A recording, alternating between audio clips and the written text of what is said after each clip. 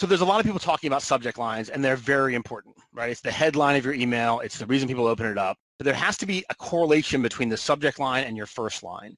So that first, they talked about in the good old days of advertising, David Ogilvy talked about how the headline was the most important part of an ad. 80 cents on every dollar spent on the headline, but its only job is to get someone to read that first line.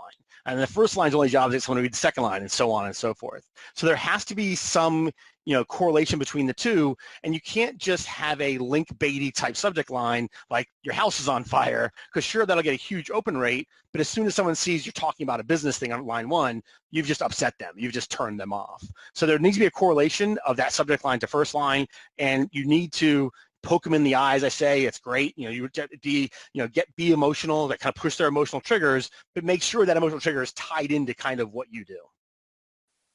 Yeah, I like that. The other thing too to keep in mind with your subject line, I've seen some statistics out there. It shouldn't be longer than 7 lines. The shorter the better. But another thing that I see commonly with that first line in particular is that they go out and try to introduce themselves. And with that first line, that's the only thing that people are going to see on their phones and in their preview panes of their email clients. And so when you're already saying, we don't know each other, that email becomes so much easier to skip over, right? So again, like you were saying, your goal with that subject line and that first line is to get them to actually open the email.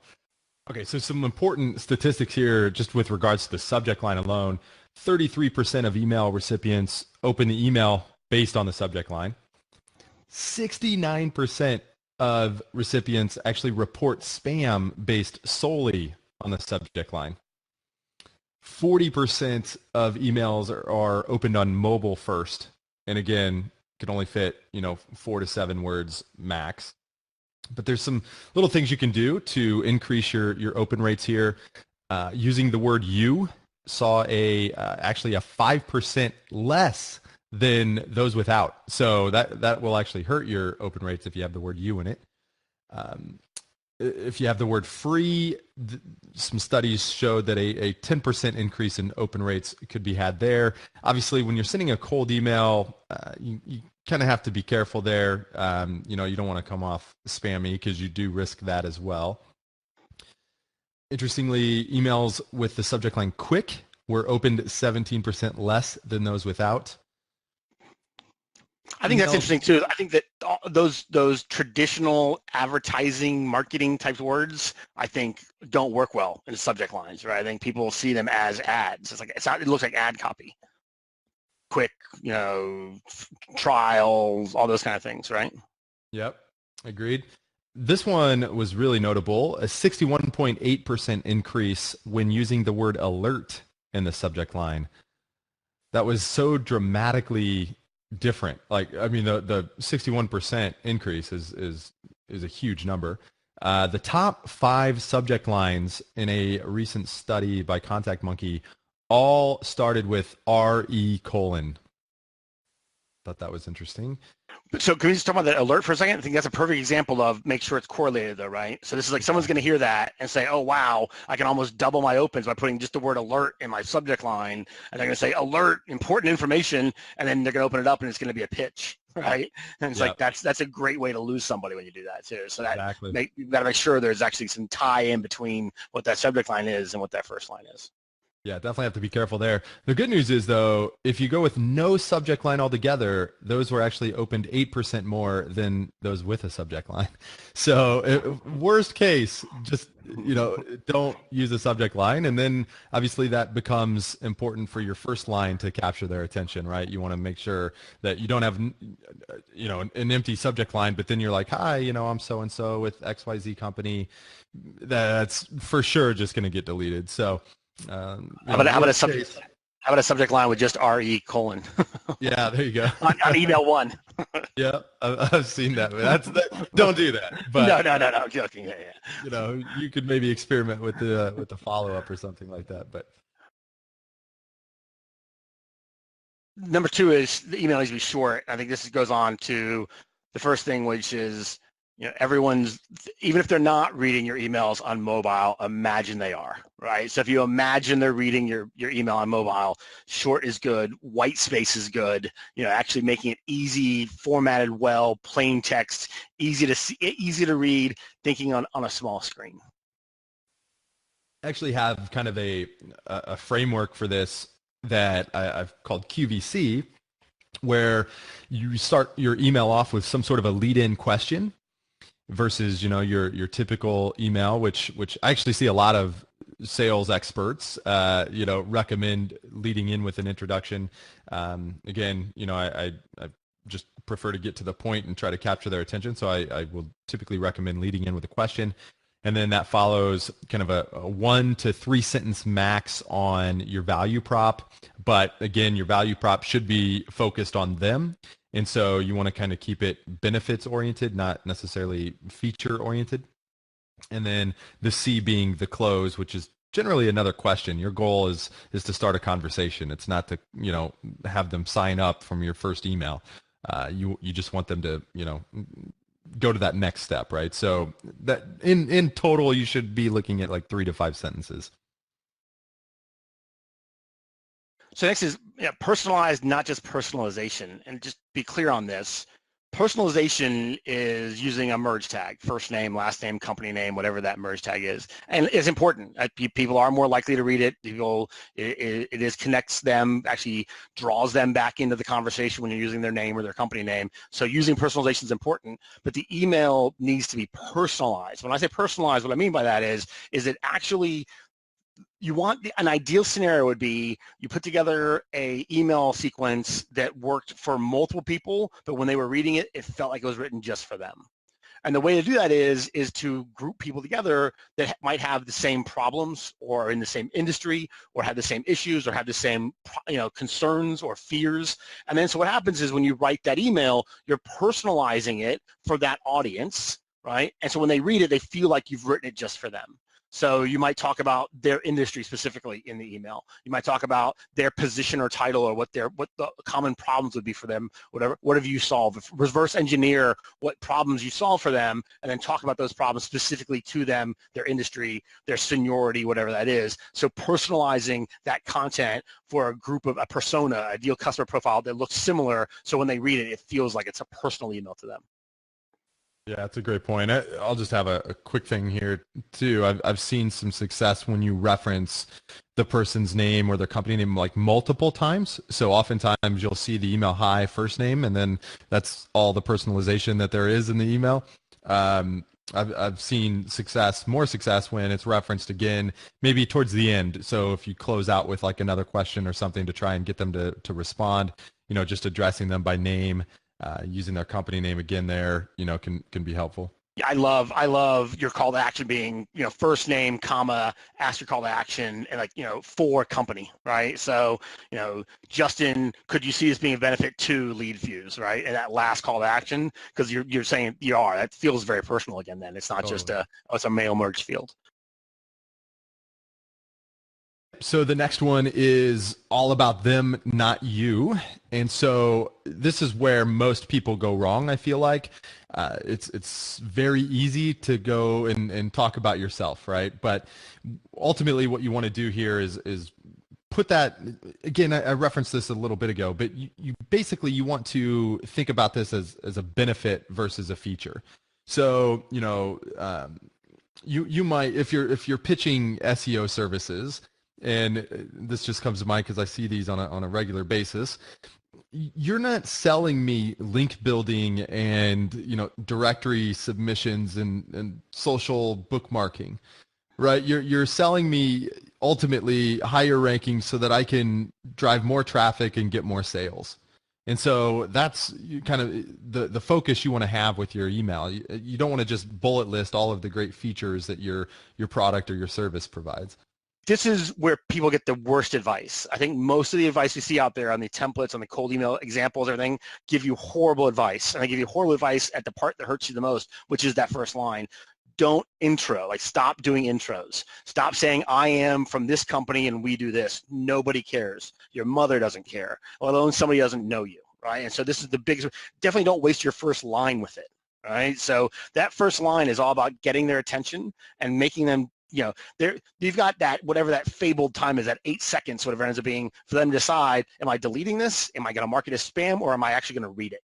Right? And so, you want to get them to read it. And the easiest way to get them to delete it or mark it as spam is talk all about yourself. Right? Hey, and so like aggressively look at your copy and say, how many times have I used the word I, me, us, we, right? And find a way to reverse that sentence and make it you, your company, all about them. It's got to be about them. So stop, just take the intro out. They don't care who you are or what you do.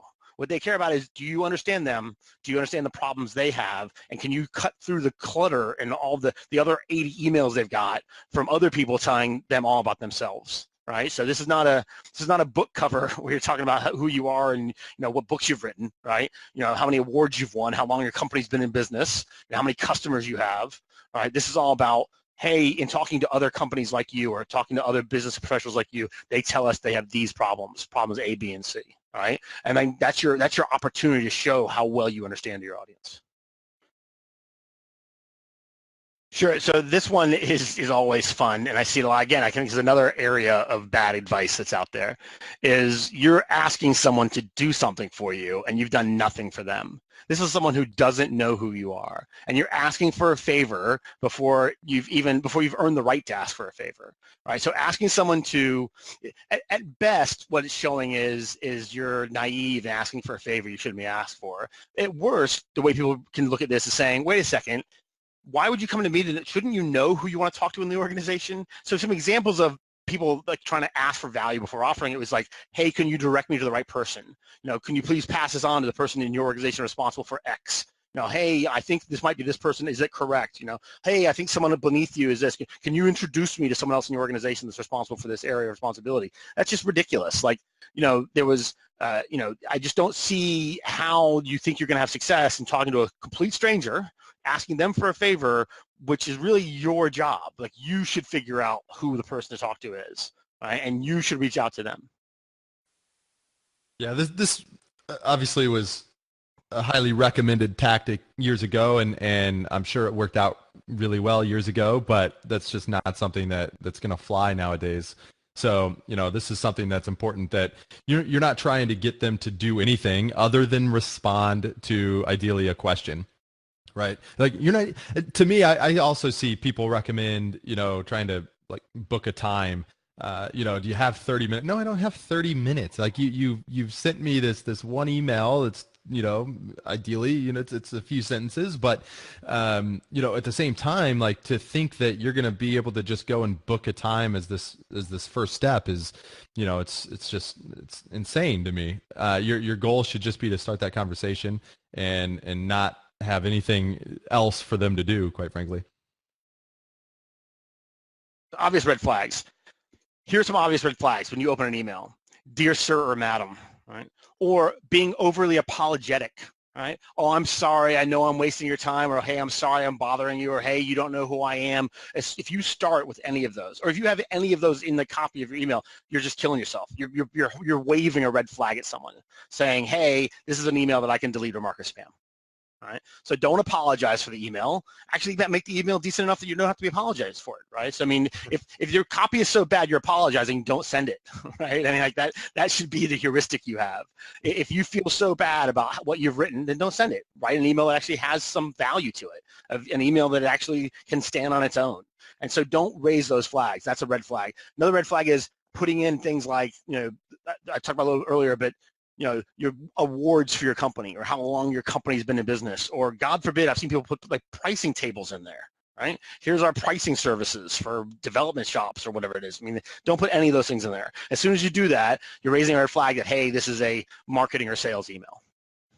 Yeah, I think another thing I see people do is kind of in line with your, apologizing, but, oh, I would be so grateful or so thankful if you could, give me 15 minutes. Like, you want to feel like you're an equal to these people. Yes. Because that's how you want to be treated. But, a couple of other obvious red flags would just be like typos, bad grammar. I mean, make sure you don't have these things, especially when you're trying to send these to, people in like the C-suite. It's not going to go over very well. Font type, size, and color. Yep. I've a lot. Comic Sans, which sounds funny, but it's not. I've seen them, right? People think they're going to stand out by sending some funky pink colored font or larger font or weird font types. Don't do it. Don't do it. Just like a bunch of bold fonts or all All caps. I mean, caps. you know, Yeah. like these just are not professional. So the next point about, the popular canned templates, this the problem with is if it's popular for a reason. It's popular for a very short period of time.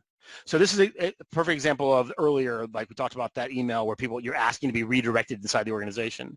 Well, that worked really well 10 years ago before someone wrote a book about it and 1 million people read that book, right? And then other people went and built, kind of content businesses around, hey, here's some templates using that model of how to use social pressure to get people to introduce you inside an account. And those things work for a very short period of time. But then they don't. They burn out because people see them all the time.